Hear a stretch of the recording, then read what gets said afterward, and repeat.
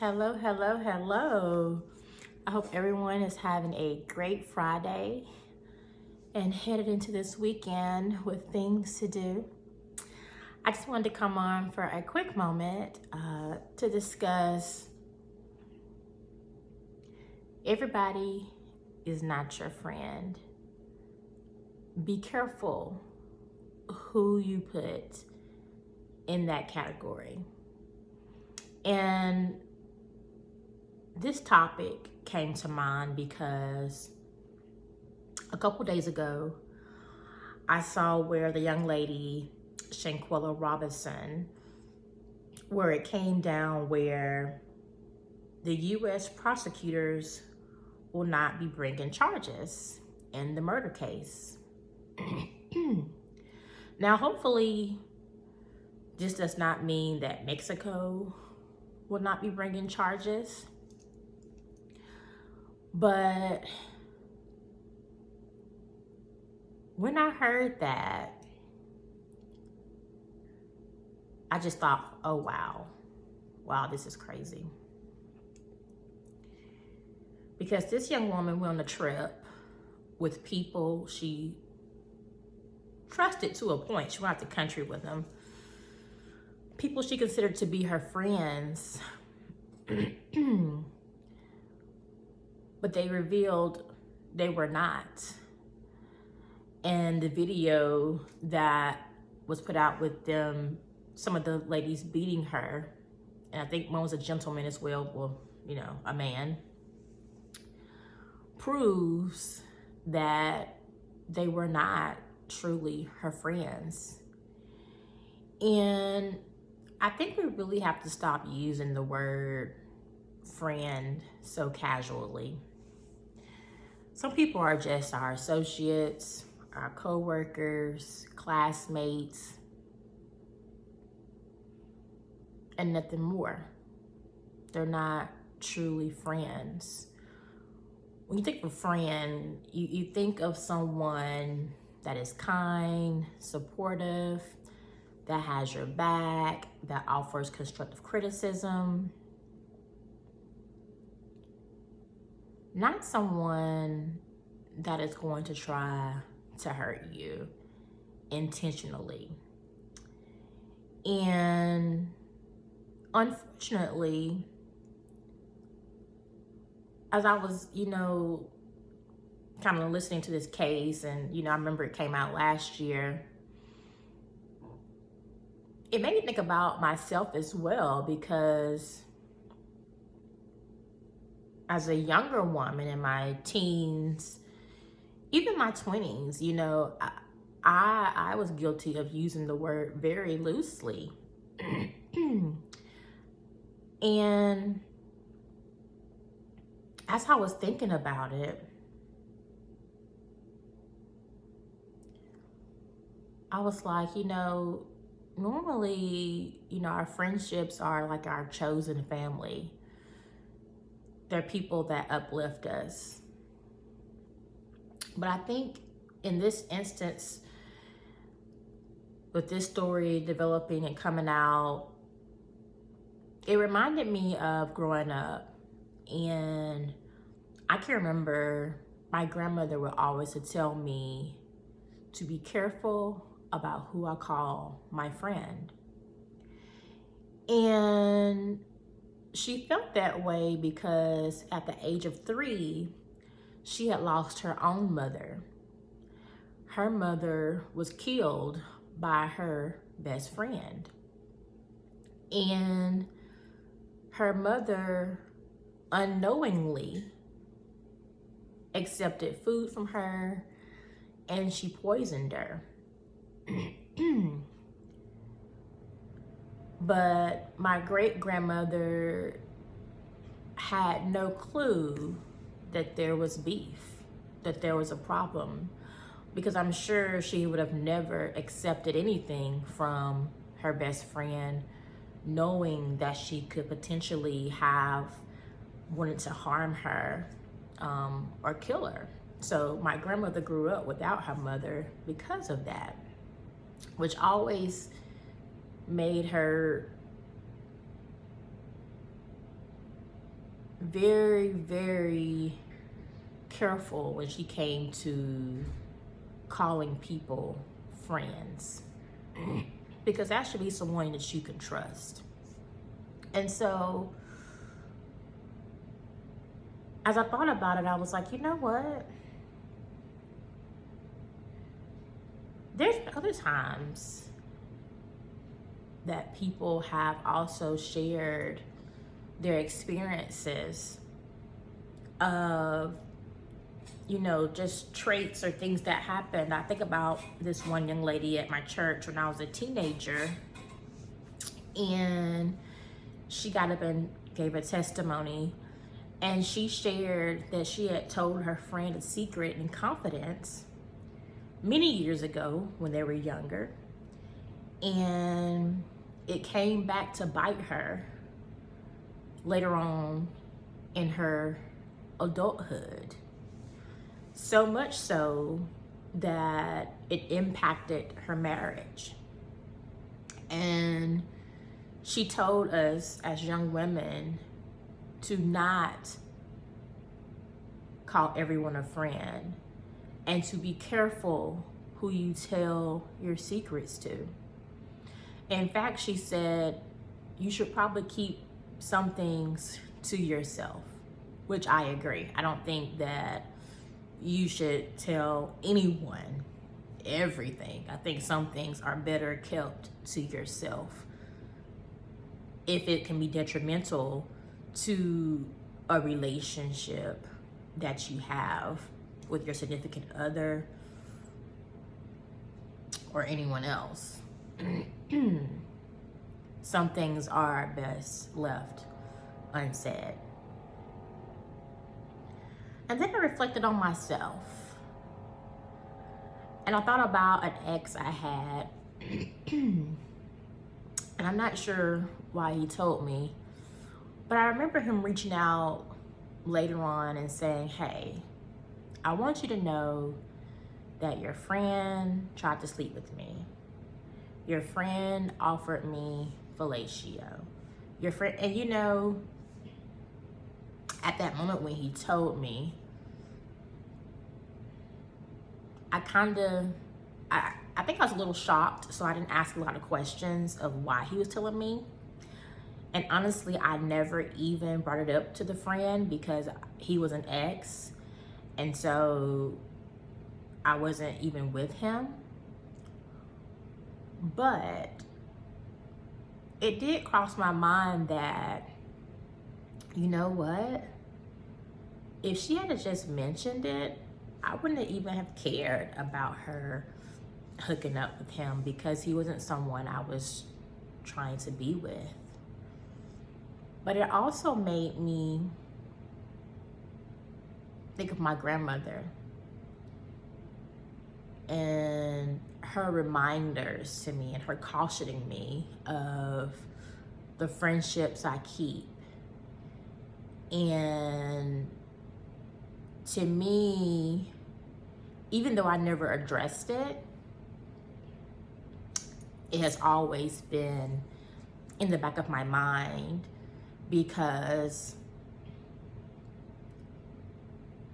for some reason, I know he was telling me the truth. And so this kind of brings me to, even yesterday, I was watching my son play with one of his friends, and his friend threw something at him, and my son ducked. And I had to ask him, I said, why did he do that to you outside? I saw you from the window and you didn't do anything. I said, did you address him? And he said, no. I said, how did that make you feel? I didn't like it. I said, what I need for you to do, son, I need you to be mindful of who you are calling your friend. I said, the next time something like that happens, you need to check him immediately. You can let him know, do not throw anything at me. I don't appreciate that. I don't treat you that way, and you do not either treat me that way. And you can leave it at that. And he'll know where you stand. But as I was sitting here, I said, let me start to think about some things that may constitute or be considered being a bad friend. So here's what I thought or came up with. People that put you down, those that encourage you to have bad behavior. That could be anything, robbing people, cheating people, people that talk down to you like they're superior. I've seen people that, you know, in certain friend groups, I guess, you know, in these cliques, where there's one that seems to be the leader, and then you have some that follow. And it's interesting because you would think that's like a high school thing, but I've even seen it in adult friendships where you have one person that, I'm not gonna say they're superior, but there seems to be, they have a peer group of people that look up to them, and that person is not always the kindest to their friendship group. Anyone that bullies you, not a friend. That asks you to do things that you're not comfortable with, bad things or peer pressure, disrespects your boundaries, give you backhanded compliments, not supportive of your dreams, or they're negative. They only call you when they want something, or they're possibly just users. Or they complain and dump all their problems on you, but they never stop to say, hey, how are you doing today? Is everything okay with you? Everything all right? They tell your secrets. They put your business out here in the street with no regard for how you will feel. And studies show that when you hang with people like that, it increases depression and it lowers your self-esteem. So let's talk about good friends. They're positive. They show up for you. They show up for you when it matters. Excuse me. They value you. They celebrate you. They don't judge you. They will check you and offer constructive criticism to you. They're trustworthy. They're kind, respectful. They applaud for you. They want you to win. They don't want to see you fail. They're like, yes, they love you. They keep promises and your secrets. They're a good influence on you. They have a healthy mindset. You guys can laugh together. You enjoy each other's company. I have some friends I get together and that's all we do is laugh. We just laugh and laugh and laugh. And we catch up. That is the best feeling in the world. Also, the best feeling in the world is to be able to tell somebody something and it goes nowhere. It is just like putting it on paper. Only thing is a friend you're bouncing stuff off of. But you know, I thought about as well that as we get older, our friendships evolve. When I was single and before I had children, I had more time to hang out and talk on the phone and catch up, grab drinks. You know, the sky was the limit. But I noticed that once I kind of settled down, had children, that changed. I'm not always able to get away, especially not every weekend. You know, it may be more like once a month because I have to also make sure that my partner is good and my children are good and that I'm good. I have to have my own time as well. So that's not a bad thing. The friendships evolve, but they do change, and you're not able to talk to people every day. Now, I do know people that talk to each other every day. I don't know how they do it. That's amazing. But to me, if you're talking to parents, it's just, no, it's a lot to me, but everybody's different. Because like I said, I do have friends that talk to their friends, other friends, all the time, every day. But that's not something I can do. It's not manageable for me with what I have going on. I think the biggest thing is, and before I say that, I'll even say, even when you're married and when you get divorced, I'll notice too, when I got divorced, there was a friendship change, and it wasn't necessarily a bad thing. It's just that, they say iron sharpens iron, but also I think sometimes when you've been in a certain space and you're all married and then you become the divorced one, sometimes people don't receive you the same once you are the divorced friend. And I don't think it's that they're trying to be mean. I think that since we all hung out in groups, and I'm not in that kind of group anymore as far as being married, things just kind of changed. And I wasn't offended by not being invited to certain things, because I understood, and then also, friendships changed because some people, took sides. And that was unfortunate, but, it is what it is. I think everything always works out, for the good of what it should be. It is what it is. Either way, read in between the lines. If someone does something that makes you feel uncomfortable or just sparks or makes you want to pause, trust your intuition. Trust what is not being said. Because this young lady, like I said, lost her life because she trusted the wrong individuals and went out of the country with them. And none of them have come forward and said anything. In fact, they said no one even really called the authorities in Mexico after she had been beat up like that, And so,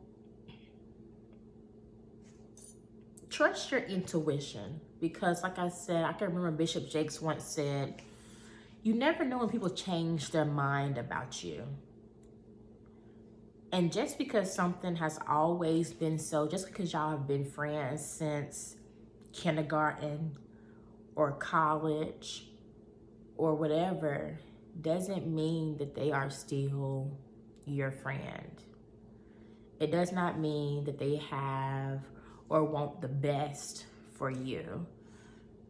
And unfortunately, some people have to find that out the hard way, but I don't want that for you.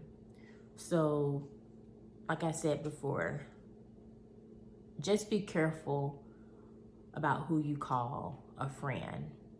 Be mindful. If it doesn't feel right, if it feels funny, then it's probably funny, honey. Okay? If the vibe feels, don't question yourself. Believe what you are feeling. If you feel like they are mistreating you, then they may be mistreating you. If you feel like talking down to you, then they're probably talking down to you. Don't dismiss it because it could cost you later. I'm pretty sure my great grandmother may have seen things, but when someone is your best friend, you're not thinking the worst of them.